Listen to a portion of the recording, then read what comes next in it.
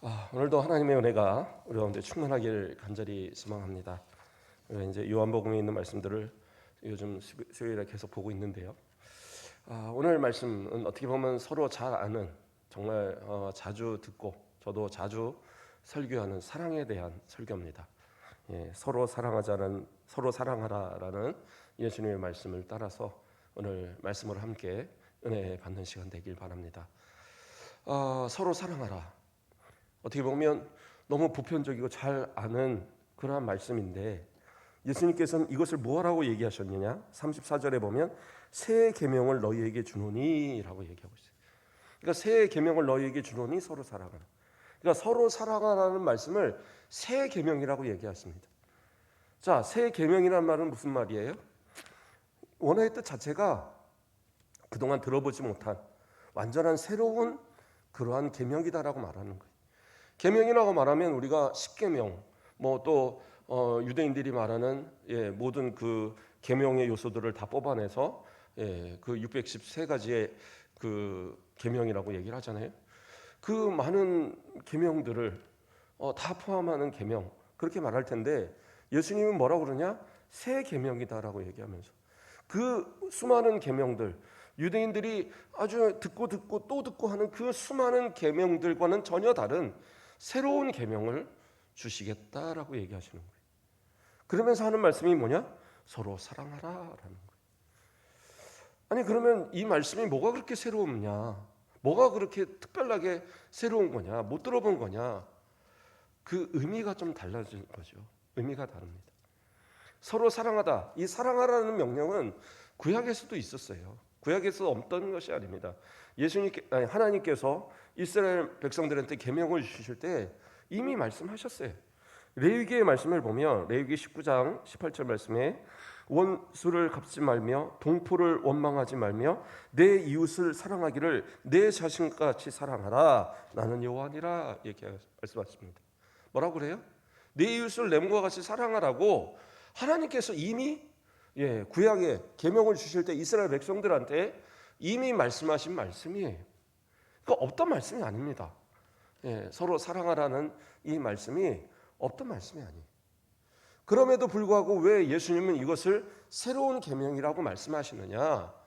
이것은 이스라엘 백성들이 이 계명을 받았을 때, 하나님께서 주신 이 계명을 받았을 때에 그 의미를 제대로 깨닫지 못했다라는 거예요. 그러니까 귀는 있고 눈은 있어서 듣고 보기는 하는데, 그러나 영적으로는 맹인이고 귀머거리라서 하나님의 말씀하시는 그 참뜻을 깨닫지 못하는 거예요. 그러니까 이 사랑하라는 이 말씀조차도 이스라엘 백성들은 오해하고 잘못 알고 있었던 거예요. 그래서 예수님이 말씀하신 새 계명은 뭐냐? 그들이 깨닫지 못한, 그들이 이해하지 못한, 그들이 이제까지 도저히 생각조차 못한 새로운 것을 주신다라고 말씀하고 있는 거예요. 그러면 그것이 왜 새 계명이냐? 그러면 구약에 있던 율법들은 다 필요 없는 겁니까? 그게 아니라니까요. 예수님 뭐라고 그러셨어요? 마태복음 5장 17절 말씀을 보면 내가 율법이나 선지자를 폐하러 온 줄로 생각하지 말라. 폐하러 온 것이 아니요 완전하게 하려 합니다. 라고 얘기하세요. 뭐라고 그래요? 율법을 완전하게 하신 거예요. 그러니까 이스라엘 백성들이 잘못 깨닫고 제대로 지키지 못하고 오해하고 그런 모든 것들을 다 정리해서 예수님 뭐예요? 완전하게 하시기 위해서 내가 왔다 얘기하셨어요. 그러니까 이 사랑하라는 이 계명, 이 세 계명도 사실은 이스라엘 백성들이 그 계명의 참뜻을 잘 알아 다 지켰다면 예수님이 말씀하실 필요도 없는 거예요. 그리고 어떻게 보면 예수님이 이 땅에 오실 이유도 없어요. 그런데 그들이 오해하고 잘못 알고 지키지 못하고 결국엔 그 방향이 죄악의 방향으로 나아가니까 결국엔 예수님이 오실 수밖에 없는 거예요. 그리고 그 참사랑의 모습을 가르쳐 주시기 위하여 십자가까지 지시는 그 모습을 우리 가운데 보여주신 겁니다. 그러므로 예수님께서 말씀하시는 이 참사랑, 이 새 계명이 도대체 뭐냐? 서로 사랑하라 말씀하신 이 말씀이 도대체 뭐냐에 대해서 오늘은 좀 생각해 보자 하는 겁니다. 어떤 사람이 예수님을 찾아왔습니다. 그래서 물어보는 것이 어떻게 하면 영생을 얻겠습니까? 다 아는 이야기죠. 그랬을 때에 예수님께서 성경에 뭐라고 나와 있느냐? 계명 이렇게 있습니다. 그래? 그러면 그 계명을 지키면 그렇게 영생을 얻을 수 있다라고 얘기를 하십니다. 그러면서 그때에 얘기하시는 그때에 말씀하시는 내용이 살인하지 말라. 마태복음 19장에 보면 살인하지 말라, 간음하지 말라, 도둑질하지 말라, 거짓 증언하지 말라, 내 부모를 공경하라, 내 이웃을 내 자신과 같이 사랑하라 하신 것이니라 하면서 그 계명에 대한 얘기를 예수님이 말씀을 해주셔요. 그러니까 이 말씀을 듣고 이 사람은 나는 다 지켰습니다. 나 이렇게 다 지켰는데 뭐가 부족하겠습니까? 라고 오히려 반문을 합니다. 근데 예수님은 뭐라고 얘기하셨어요? 네 모든 소유를 팔아서 가난한 자들한테 나눠주고 나를 따르라고 말씀하셨어요. 그때 이 사람이 어떻게 해요? 재물이 많음으로 근심하고 떠나가 버렸어요. 그러니까 예수님의 말씀하시는 이 사랑의 개념은 이 유대인들이 생각했던 개념과 좀 다른 거예요. 그러니까 유대인들이 생각했던 그 사랑이라는 것은 뭐냐? 바로 이 레위기에서 말씀했던 그 말씀에 기준하여서 내 몸과 같이 사랑한다. 그거면 됐던 거예요. 그런데 예수님은 그에 더 나아가서 뭐라고 얘기하셔요? 오늘 본문에서 내가 너희를 사랑한 것 같이. 그러니까 그 사랑의 깊이와 기준이 좀 달라요. 물론 내 자신을 사랑한 것 같이 사랑하라는 것도, 그렇죠? 너 자신을 사랑하는 것 같이 다른 사람을 사랑하라고 하는 그 말씀도 분명히 이것은 완전한 말씀이에요. 불완전한 말씀이 아닙니다. 근데 문제는 뭐냐? 내가 죄 가운데 있음으로 인하여 나를 사랑하는 게 지나쳐 버려요. 그래서 나를 너무 사랑하다 보니까 다른 사람을 못 사랑하는 거예요. 첫째는 그게 문제입니다. 그래서 뭐든지 나를 중심으로 생각하는 거예요. 그래서 다른 뭐 좀 내가 잘못하면 다른 사람도 그렇게 하는데 뭐 그러면서 자기를 합리화시키고, 다른 사람들한테 뭔가를 베푸는 데 있어서는 뭐 나도 못하는데 뭐 나도 못 누리는데 뭐 나도 못 먹는 거를 베푸나, 나도 못 가진 걸 나눠주나, 뭐 이런 마음. 그러나 우리가 많은 걸 가졌다고 해서 그러면 만족할 수 있느냐? 안 그래요. 큰 부자도 더 큰 부자 되기 위해서 그 돈을 못 씁니다. 가난해서만 없어서 못 쓰는 게 아니에요. 교회 안에서도 보면 헌금하시고 이런 분들 보면 돈 많고 부자라고 헌금 많이 하냐? 그러지 않아요. 뭐 물론 상대적으로 많이 할 수 있죠. 상대적으로 많이 할 수 있는데 그 가진 수입이나 그 가진 재산에 비하면 크게 그렇지 않은 경우들이 많습니다. 오히려 가난한 분들은 자신이 하루 번 그걸 가지고 하나님 앞에 어쨌든 더 드리고 싶은 마음에 드리는 사람도 있는가 하면, 어떤 분들은 그 많은 걸 가지고 그 중에 그냥 뭐라고 그럴까요? 하나님이나 사람 앞에 부끄럽지 않을 정도만 한다라는 생각을 갖는 경우도 있어요. 뭐 꼭 그것이 나쁘다는 거 아니에요. 뭐 부자라고 해서 무슨 몇 천만 원씩 내고 몇 백만 원씩 뭐 모든 행사마다 뭐 다 베풀고 이러라는 얘기는 아닙니다. 그러나 그 마음의 차이죠. 그런데 사랑에서도 그러한 모습이 나타난다라는 거예요. 내 자신이 너무나도 귀하고 나에게 가진 것이 너무 귀하다 보니까 그냥 생색을 내는 정도만 표현하는 거예요. 그냥 이 정도면 됐잖아. 이 정도면 됐잖아. 그러니까 내 판단과 기준에 따라서 사랑을 베푸는 것으로 종료를 시키는. 근데 그러한 모습은 올바른 모습이 아니다라는 거죠. 그래서 예수님은 뭐라고 얘기하시냐? 그러니까 내 자신을 올바로 사랑하는 사람은 다른 사람도 올바로 사랑하는 것이 당연한데, 그것이 왜곡되고 잘못된 우리의 모습이니까 뭐라고 그러냐? 예수님께서 사랑하시는 것처럼 사랑하라는 거예요. 그러니까 예수님이 모델이 되어 주신 거예요. 공생의 3년 동안 이 땅에 계실 때에 그 제자들에게 또 많은 사람들에게 그 본을 보이셨어요. 아니, 처음 이 땅에 태어나실 때부터가 예수님은 본을 보이셨습니다.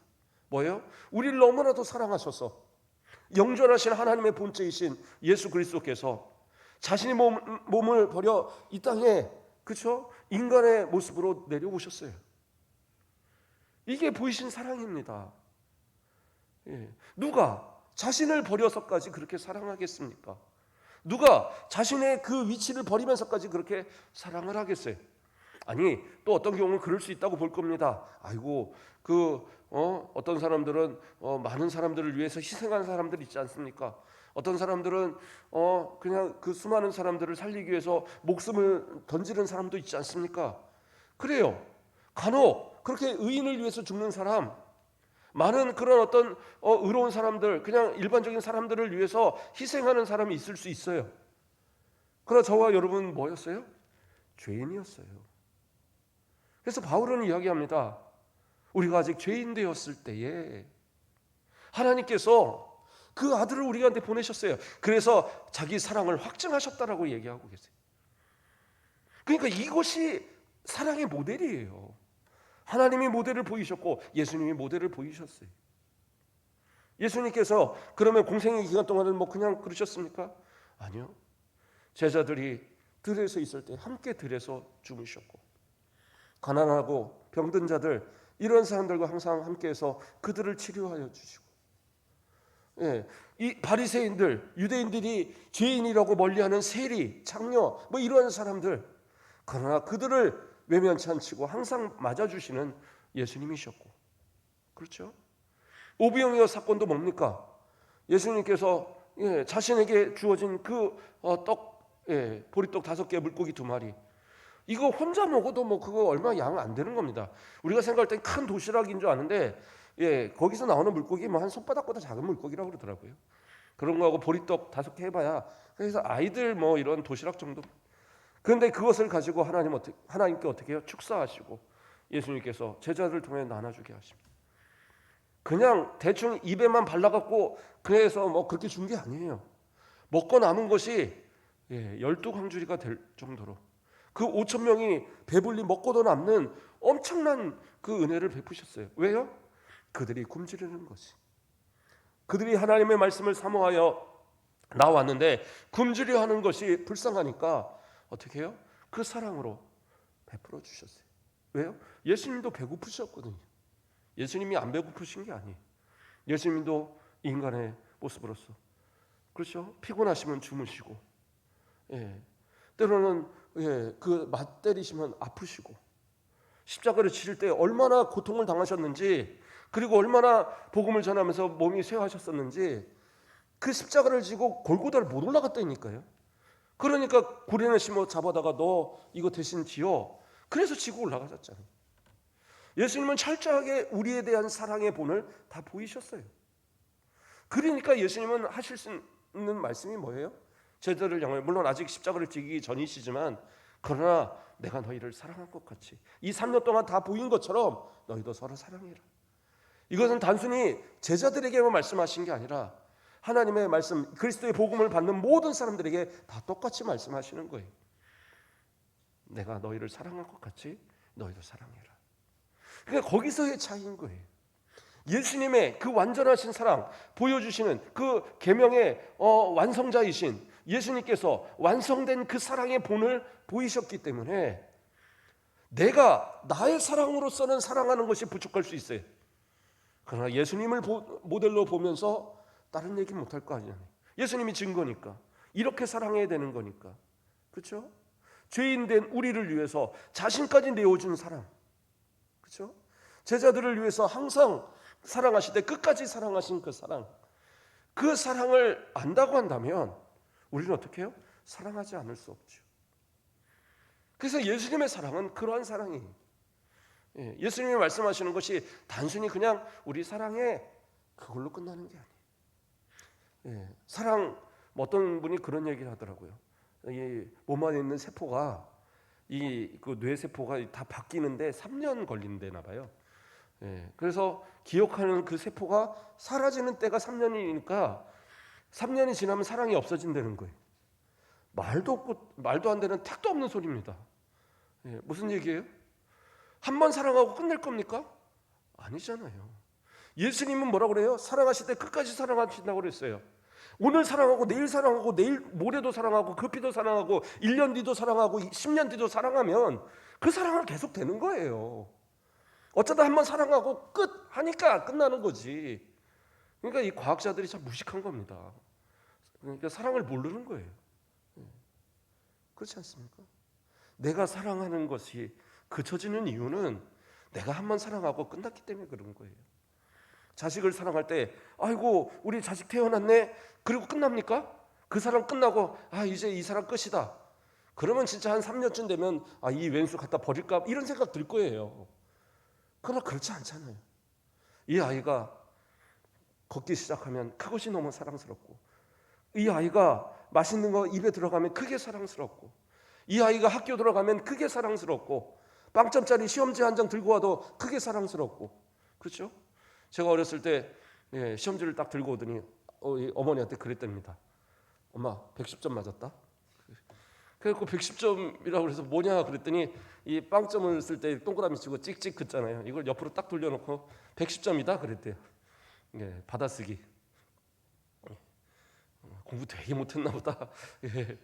좀 못했던 것 같아요. 근데 저는 이제 부모님이 가르쳐 주질 않으셨어요. 그래서 저는 당연히 이제 글자도 학교 가서 배우는 거 알고 갔는데 애들은 벌써 배워오니까 그때도. 그러니까 이제 빵점 맞고, 그러니까 우리 그 작은아버지가 저를 붙들어다 놓고 한글을 가르쳤답니다. 딱 일주일 가르쳤는데 100점 맞아왔다고. 제가 머리는 나쁜 놈이 아니었다라고 얘기를 하시더라고요. 어쨌든 그래요. 110점을 맞아와도 그래도 내 자식이니까 좀 다음에 잘하라고 꿀밤 안 되는 줄망정 또 맛있는 밥 먹이고 그러면서 키우는 거죠. 하나님의 사랑이 바로 우리에게 그렇습니다. 변함없는 사랑. 예수님의 사랑이 그렇습니다. 끝까지 하시는 사랑. 그러므로 예수님께서 내가 너희를 사랑한 것 같이, 그건 뭐예요? 끝까지 사랑하라는 거예요. 변함없이 사랑하라는 겁니다. 한번 사랑하고 변하는 그런 사랑 아니고, 좀 사랑했다가 금방 돌아서는 그런 사랑 아니고, 내 목숨 바쳐 끝까지 사랑하는 사랑. 그게 예수님이 말씀하시는 완전한 사랑의 모습이다라는 거예요. 자, 그러면 어느 사람까지 사랑해야 합니까? 라는 생각을 하게 될 거예요. 누구나 다 사랑할 수는 없지 않습니까?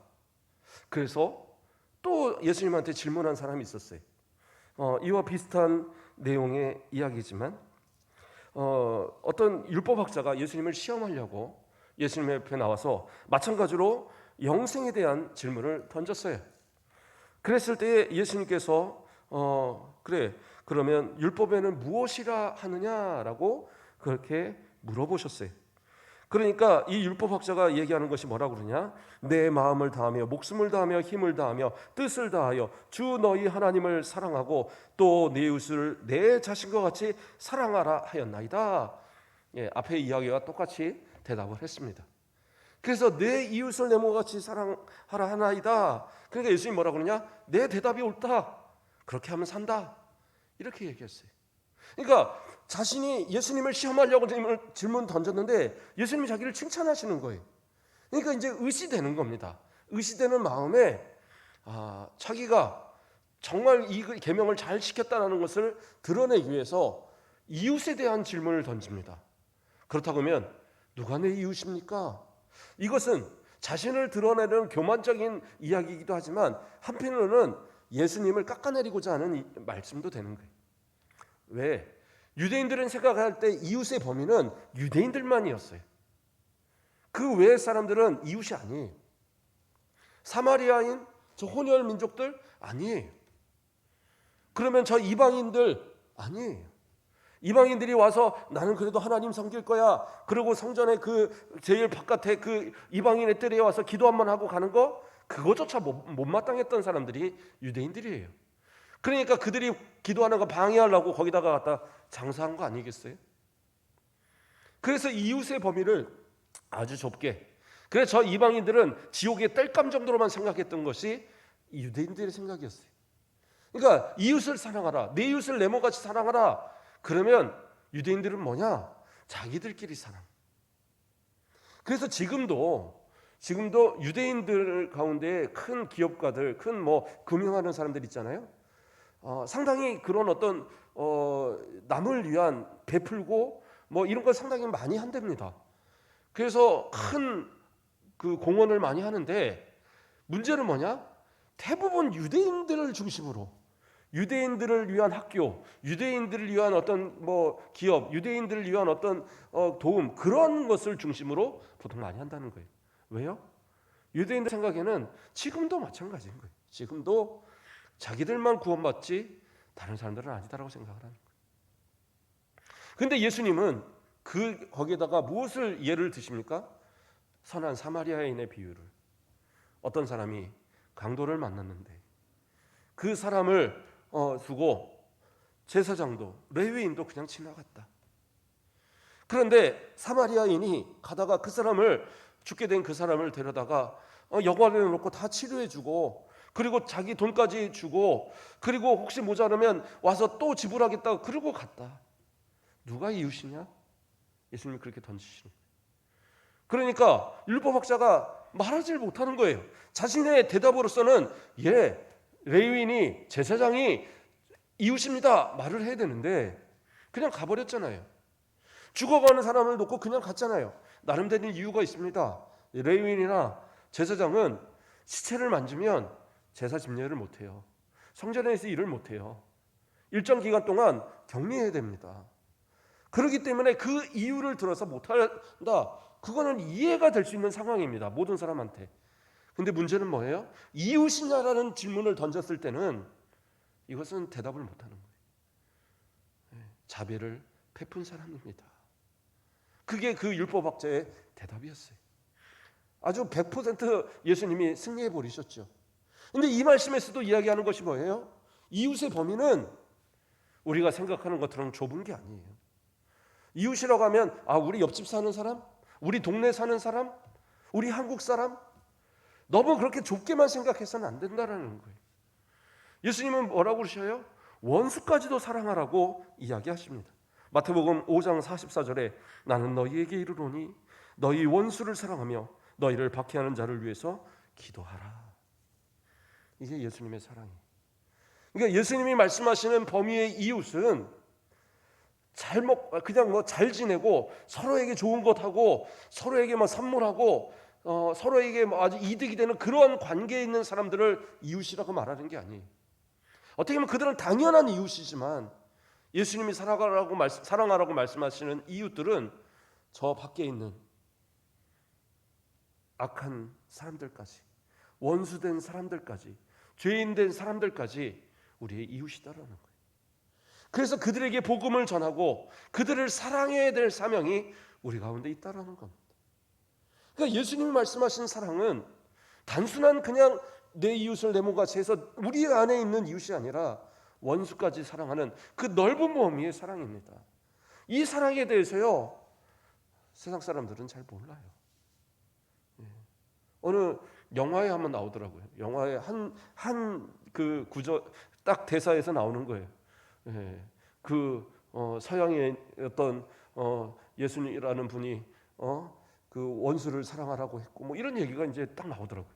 이제 그 옛날 조선 시대 하면서 아이고 천주학쟁이구만 하면서 이제 이런 대화를 하는 그런 내용이 나오는데 깜짝 놀랐어요. 거기서 말하는 게 이러한 주장을 하는 사람이 이분 이전엔 아무도 없었다. 거기서 그 얘기가 나오는 거예요. 그거 아마 영화 만든 사람이 기독교인이 아닌가. 그런데 사실이에요. 어느 종교에서도 원수를 사랑하라 가르치는 종교가 없어요. 그러나 예수님은 어떻게 해요? 자신이 본을 보이셔서 죄인된 우리들을 위해서 십자가를 지시면서 저들의 죄를 용서해달라고 기도하셨던 예수님, 사랑하시되 그 끝까지 사랑하는 사랑의 본을 보이셨던 예수님의 그 본을 따라 우리는 사랑해야 된다는 겁니다. 그게 사랑의 계명이에요. 마지막으로 사랑은 뭐예요? 방법. 예수님은 그 방법이 다르셨어요. 그냥 사랑한다고 그래서 먹는 거 잘 먹이고 그런 잘 입히고 그런 것이 아니에요. 로마서 5장 7절에서 8절에 뭐라고 얘기해요? 의인을 위하여 죽는 자가 쉽지 않고 선의를 위하여 용감히 죽는 자가 혹 있거니와 우리가 아직 죄인 되었을 때 그리스도께서 우리를 위하여 죽으심으로 하나님께서 우리에 대한 자기 사랑을 확증하셨느니라. 아까도 말씀 잠깐 했던 말씀이지만 예수님 뭐예요? 자신을 내어주면서 사랑하신 사랑이, 자신을 포기하면서까지 사랑하신 사랑. 사랑을 하되 말로만 사랑하는 게 아니라 행동이 따르는 사랑이어야 돼요. 그게 사랑이라는 겁니다. 행동하지 않으면 그건 사랑이 아니에요. 진짜 사랑한다고 말하면서 말로는 아이고 나 사랑해 그러면서 상대방을 폭력을 행하고, 그렇죠? 요즘 보면 막 그런 거 있잖아요. 스토킹하는 거 또는 이제 가정 폭력. 그게 사랑인 줄 알아요. 그건 사랑 아니에요. 시간 지나고 보면 그때 그 쫓아다녔던 내가 쫓아다녔던 그 아가씨 코가 여기 가서 여기 갖다 붙었더니 그 아가씨를 내가 왜 좋아했지? 이런단 말이에요. 그때 그 쫓아다니던 그 남자 머리가 여기까지 벗겨진 그 남자 내가 왜 뭐가 좋다고 그렇게 쫓아다녔지? 그때는 그렇게 하지만 사실 지나고 보면 아무것도 아니잖아요. 제가 보니까 그렇더라고요. 저희 아내가 제일 이쁘더라고요. 웃으라고 얘기 드렸는데 다들 조신이라고 웃지도 않아요.